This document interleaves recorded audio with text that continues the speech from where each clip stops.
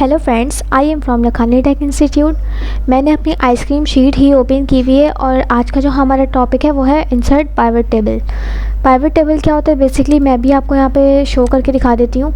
ये एक टेबल मैंने यहाँ पर बनाया हुआ है। तो इस टेबल से हमें क्या एनालाइज हो रहा है ये आप गौर से देख सकते हैं कि इस वाले टेबल में जो है हमने जितनी भी सेलिंग की थी, मतलब हमने चॉकलेट आइसक्रीम जो है, ओरियो है, स्ट्रॉबेरी वैनिला, हमने 4 टाइप्स की आइसक्रीम सेल की थी। तो वो पर्सन 1 ने कितने में सेल की थी, पर्सन 2 ने कितने में की थी, पर्सन 3 में। इस तरह से हम ये देख सकते हैं कि हमारे जो सेलर्स थे उसने सबसे अच्छा काम किसने किया है। मतलब हमने हमारी चॉकलेट की जो आइसक्रीम थी, पर्सन 1 ने उसकी इतने में सेल किया, पर्सन 2 ने इसको इतने में सेल किया, पर्सन 3 ने इसको नहीं किया है, और इनका टोटल ये रहा।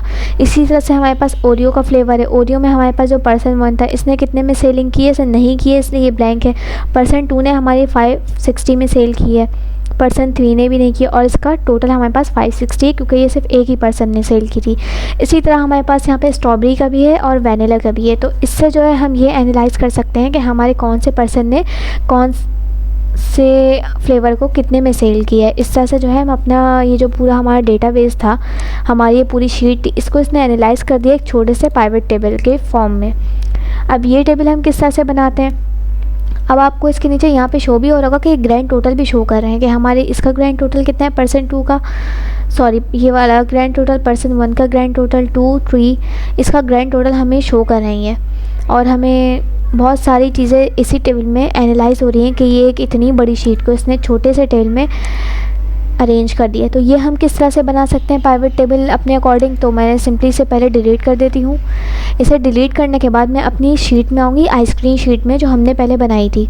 मैं यहाँ पे आने के बाद मैं अपनी किसी भी एक वैल्यू पे क्लिक कर दूँगी, या आप कहीं भी अपनी शीट में यहाँ पे क्लिक कर सकते हैं अपने डेटाबेस के अंदर। मैंने यहाँ पे क्लिक किया, देन मैं जाऊँगी इंसर्ट टैब में। इंसर्ट टैब है, मेरे पास फर्स्ट में शो हो रहा है पाइवट टेबल का ऑप्शन।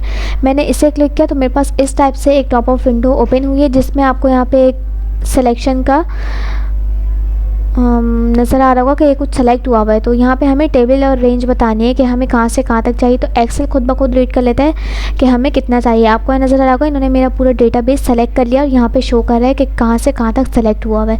आप देख सकते हैं अगर आपको नहीं हुआ होगा तो आप इसे सिंपली सेलेक्ट भी कर सकते हैं। दैन हमारे पास यहाँ पे ऑप्शन आता है कि जो हम पाइवट टेबल यहाँ पे ड्रॉ करेंगे वो हमें न्यू शीट में करना है या इसी शीट में करना है। तो मैं न्यू शीट में कर लेती हूँ ताकि आपको यहाँ पर क्लियर शो हो जाए।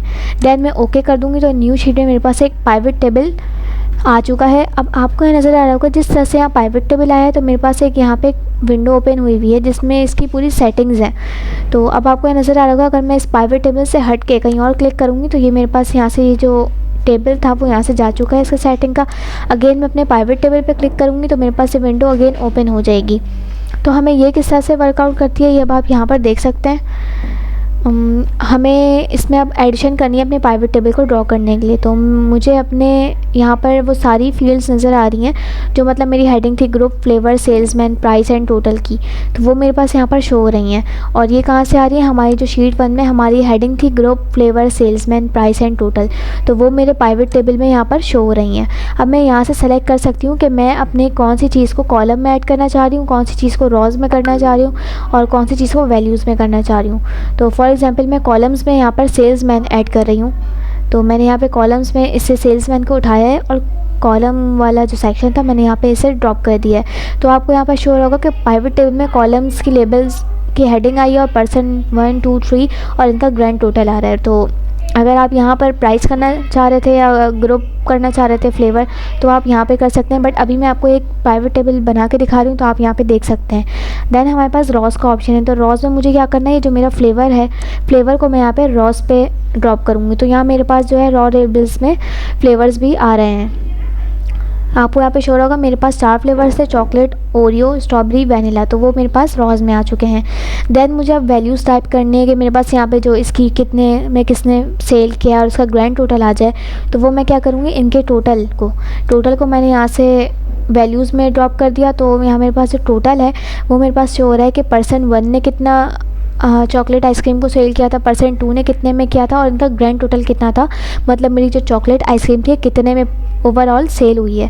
दैन हमारे पास ओरियो है, स्ट्रॉबेरी है, वेनिला है। तो इस तरह से जो है हम अपना पाइवट टेबल इंसर्ट कर सकते हैं अपनी शीट में, उस शीट में भी कर सकते हैं और न्यू शीट में भी कर सकते हैं। तो इससे जो है हम ये बेनिफिट होता है कि हमारी जो ओवरऑल शीट होती है, डेटाबेस होता है, ये एक छोटे से पाइवट टेबल में आकर हमें पूरा डेटा शो कर देता है। जैसे हम किसी बड़ी बड़ी कंपनीज़ में वर्क कर रहे होते हैं और हमें अपना डेटा बना के देना होता है, तो पाइवट टेबल जो है हमें बहुत ज़्यादा हेल्पफुल रहता है इस तरह के काम में।